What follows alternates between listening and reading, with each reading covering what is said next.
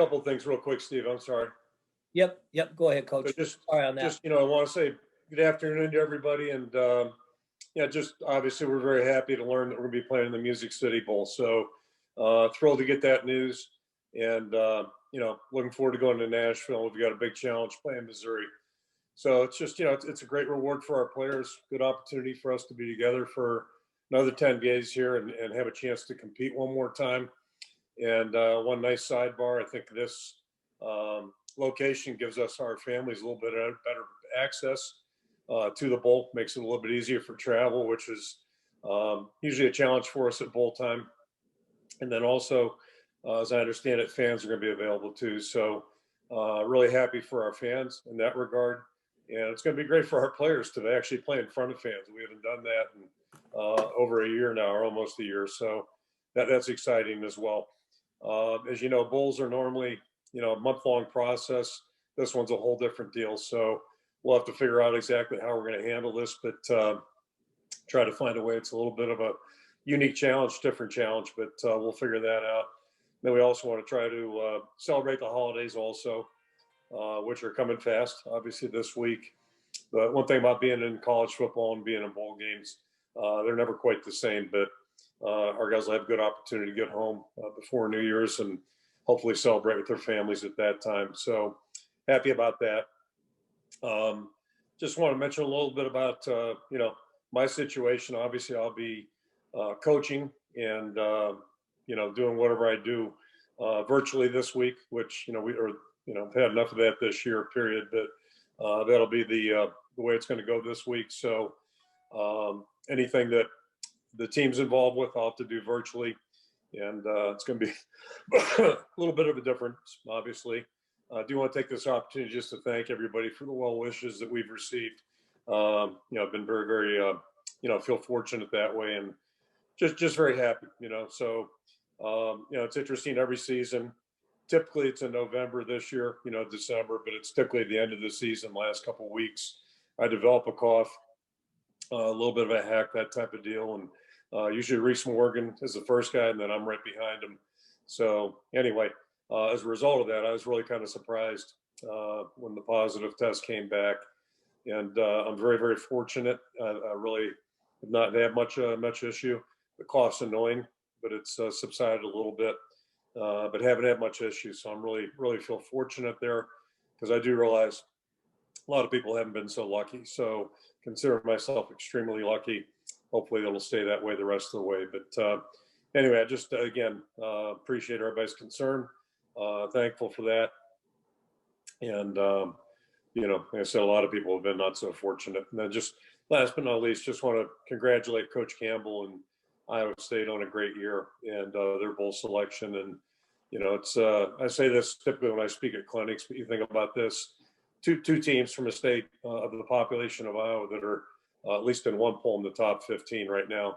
I don't know if that's ever happened in history, but I think it says a lot about both schools, both programs, and really something to be celebrated. So congratulations to Coach Campbell and his team, and, wish them the best too as they move forward.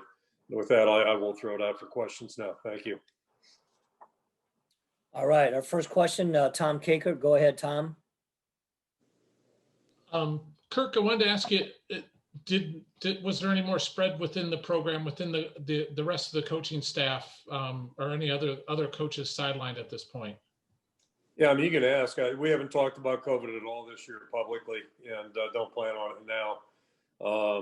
If I had my druthers, I wouldn't have announced mine, but it'd be kind of obvious at some point, I think, and it is public knowledge, or at least, public information. But, as far as the rest of our guys, we just haven't talked about it with our team or staff. We have had staff members over the course of the last however many months, test positive. We've had guys on the team, probably like everybody else in the country. So, we'll deal with it. But as you know, we were able to play 8 straight games. It would have been 9, minus me yesterday.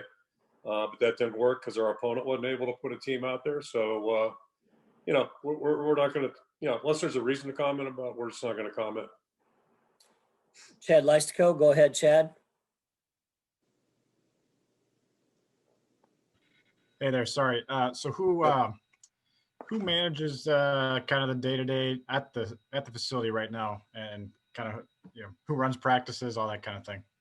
Yeah, I mean, don't tell anybody. I really don't do that much, so it's not like it's that big a loss. And just joking about it, but really, our schedule is pretty well laid out. We'll just keep doing things virtually here, Zoom wise, and that's what we've been doing the last 5 days anyway, or 6 days.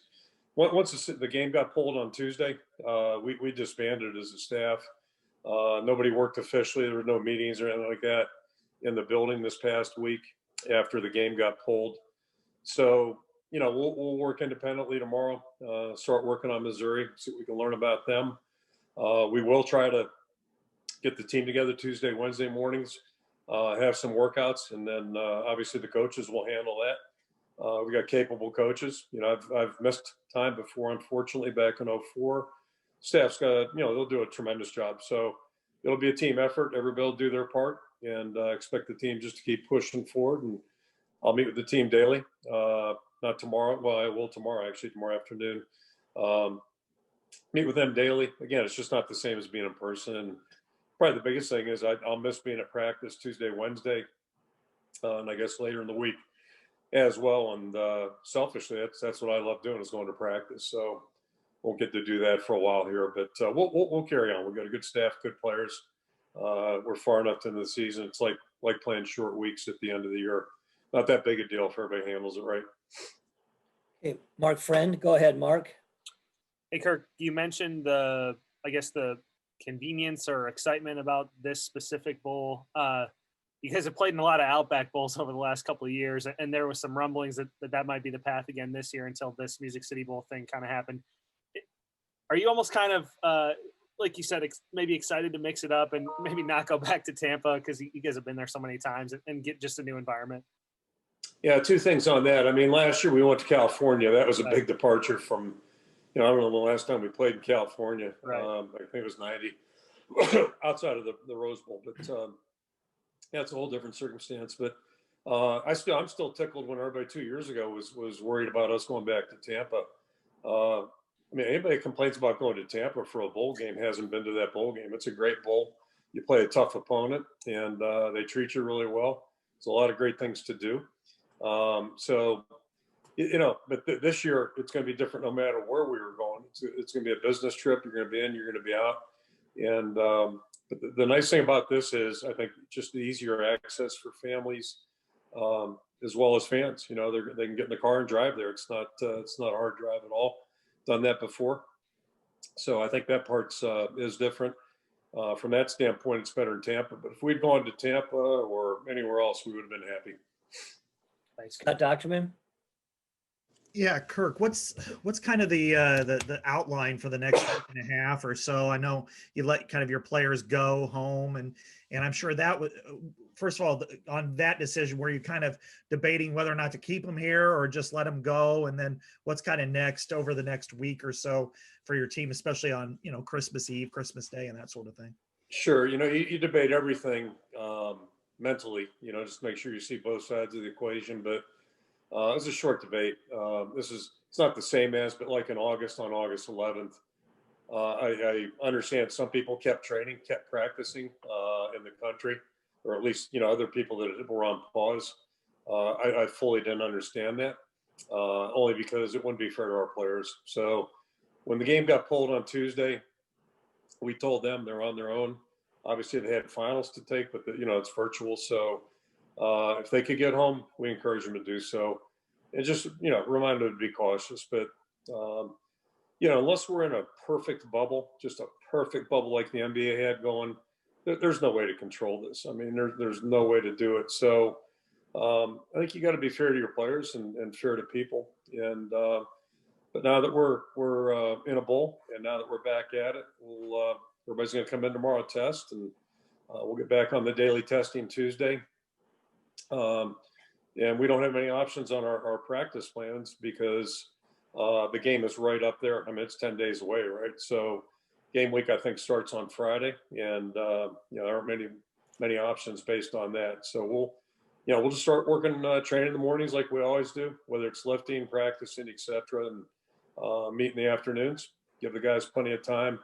And then the holidays are like any holidays for bowl games. The exception this year is that, you know, families won't be allowed to come in the building. They weren't over Thanksgiving either. So talking about the coaches' families, staff families. So it'll be the players, the coaches, you know, having a meal together. We'll do gift exchanges like we usually do. We won't do it in a big outing. We'll do it in small groups. But that's about as good as you can do. But, you know, I talk to our players all the time. When you play college football or coach college football, chances are you're not going to be sitting in front of the fireplace at Christmas. It just isn't the way it is. If you do it too often, you're not going to be at that school much longer as a coach. And the players aren't going to get to experience what bowls are all about. Bowls are a total reward, chance to be together and, you know, enjoy each other. So typically our players, I think, it just push the holiday, Christmas holiday at least, off till they get back from the bowl game, and then enjoy, you know, a couple of weeks with their families and really, you know, celebrate at that point, much like we do on Thanksgiving. Most of us do our family stuff on Saturday after the Friday game. Rick Brown, go ahead. Yeah, Coach, glad to hear you're feeling better. Thank you. You have a chance to win a 4th straight bowl game. It's never happened at Iowa. But before that, you'd lost 5 in a row. What did you change? Was it a change in preparation and attitude? What was it? Yeah, I don't. The biggest change we made to preparation would be after that first Orange Bowl in 2002. That we just weren't prepared for that. We didn't handle it. That's me, and part of that, we did let our guys go home for a couple of days during the middle of that preparation, and you know, so that kind of brings us to where we're at now. It just doesn't work for us because our guys are so scattered. It was a bad recipe. So we made radical change there, and then since that time, we really haven't changed an awful lot about the schedules. Maybe how much we practice or the times of how long we practice, those types of things. You know, we try to look at that every year and try to be as smart as we can. This year's a whole different circumstance, obviously, but you know, we'll just see. And you know, losing 5 bowl games is not the end of the world. It's not the best thing in the world, but it's not the end of the world. You know, 20 years ago, I think we would have been happy to play in any bowl game. So win, lose, or draw. The other thing about bowl games is typically we're the underdogs. I mean, I think it's like whatever it is, 17 out of 20 or 18 out of 20. We're the underdogs going in. So that's probably part of the reason. You know, we've had some tough, challenging draws. That's for sure. Mike Kloss. Kirk, a lot of teams in the country have opted out of bowls, and I realize that you're ranked 15th in the playoff and have a winning streak and all that good stuff. But given the pandemic, given the travel situation, that it's a holiday season, people are being urged to stay home. What makes this worth doing? Well, I mean, it really is going to be the same we've been operating for the last, you know, I keep saying September 30th. I know we started practicing before then, but that's when the antigen testing began. So that to me put us in a whole different category as a football operation. And so what we're going to be doing over the next couple of weeks or 10 days will mirror what we've done since September 30th, where we have the daily testing and, you know, everybody feels pretty secure in the environment. And I think when we started out back in September, I think the agreement for all of us was, well, this goes well before September. We all wanted to play college football. I heard a lot of people yelling about that, how bad the players want to play, coaches wanted to coach. You know, like, no kidding, that's what we like doing. So as I mentioned earlier, we went 8 straight weeks without any issues. We had issues, you know, bumps in the road, but nothing that caused us to shut down as an operation. And I'm hopeful for 10 more days we can do the same. I think that was all of our agreement. That was our understanding. That was our desire as a team. And we've enjoyed each and every chance to go out and compete.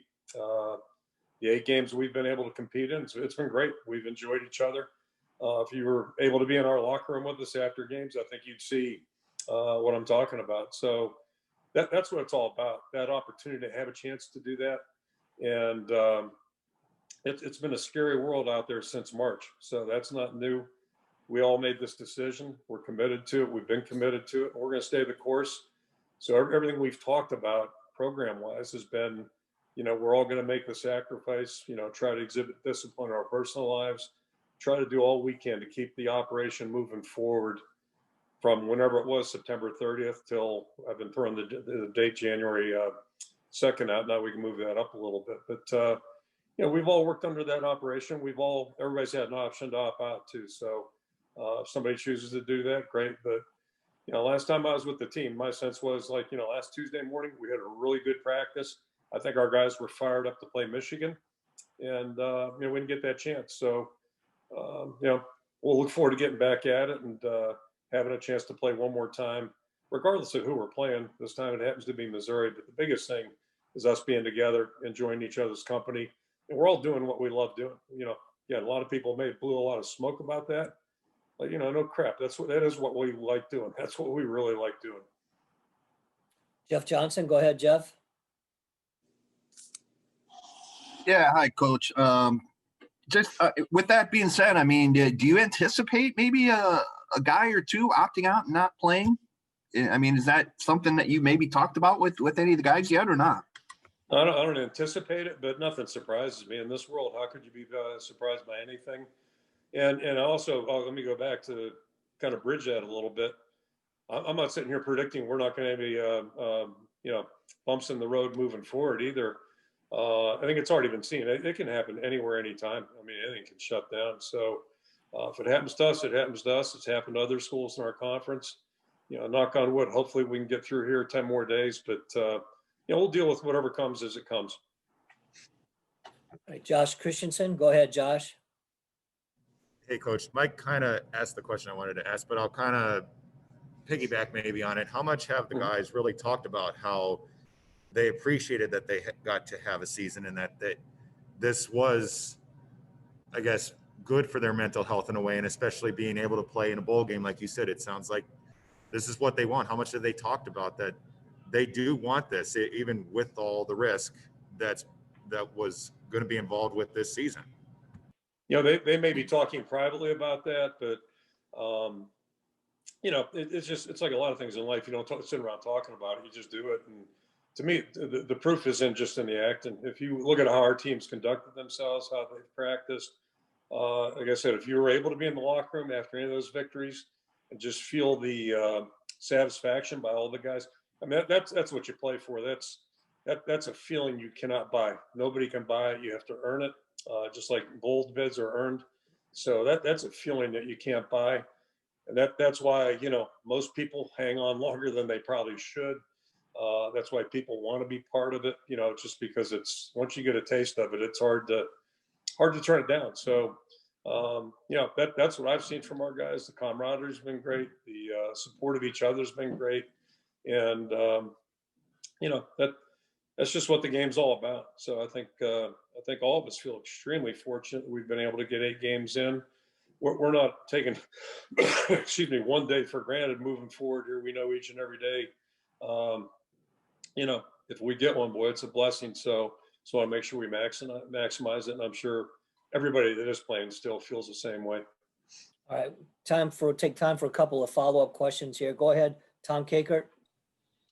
Kirk, is this going to be more like a road game than a bowl trip? Are you guys just going to plan on going down maybe the day before kind of situation this year? Yeah, absolutely. It's be similar to going to Indianapolis for the Big Ten championship game.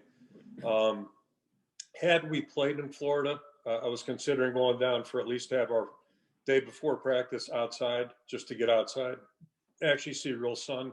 I don't know how much that would have helped to acclimate the guys, but do that. But no, that's not an issue. So we'll do our practice day before practice here. Excuse me, and travel over. Excuse me, just like we did for Illinois, except we won't take a bus, or last time we got on a plane, whatever that might have been. So it's just going to be a business trip, and really this whole thing is just us being together as a team for another 10 days. Chad? Real quick, and then I'll ask my real question. If you couldn't coach the game, we all hope you do. Like, who would coach the game? Who would be head coach? And then any consideration into, playing? I'd love to know who wants to be. Yeah. No, I'm Yeah, we- sorry. Go ahead. And any consideration in, throwing other guys out there, in this type of game, it's quote unquote exhibition game. Or is this just, first team all the way? Yeah, I mean, if we get a chance to play, we're playing to win. I'm sure our opponent feels the same way. It's the only reason you play. I mean, it's not all about winning. Don't get me wrong, all those cliches and all that stuff. But when it gets down to it, it's about winning because that's fun, And when you're in the locker room after a loss, it stinks. You're in the locker room after a loss. We all learned that we're 3 years old. It's a lot more fun to win. So that's what we're trying to do, and that's how we'll prepare. And that's how we'll play the game. And, unless there's some kind of new crazy CDC regulations, which, I know those things change, I'm going to be cleared this weekend. So I plan on being there, and I could get hit by a truck. And if you're driving it, I'm going to be mad at you. But, so I plan on being there. All right, our last question comes from Josh Christensen. Go ahead, Josh. Well, Kirk, you mentioned a little bit how different this is because normally you would have a month to prepare. Now you only have 10 days. I know it's, you're not going to have the usual side stuff, but what is it about game preparation that's going to be different, say, if you had a month to prepare for a game like this? Yeah, that's actually a bigger challenge because you got to try to figure out how to pace the month and not wear your team out and, let them go through finals. So the good news is finals are over. The other good news, the other thing is very, very different from a normal bowl. We just got done playing here. We would have played yesterday. So, we were in mid-season form last Tuesday. So it's not like we got a big gap. I remember the first Orange Bowl, I think we had 6 weeks, right? 6 or 7 weeks till the game time. What a disaster that was and what a challenge that was. So this is just a matter of doing enough to get our guys back in, game speed, if you will. So we want to be really smart here, what we do over the next 4 days, 3 days. And then we're in game week. So we'll be able to handle it. It won't be that big a deal, but it's just the coaches don't have a lot of time. Like we got to get on the film and put a plan together and make sure we can get that at least in pretty good shape here before the end of the week.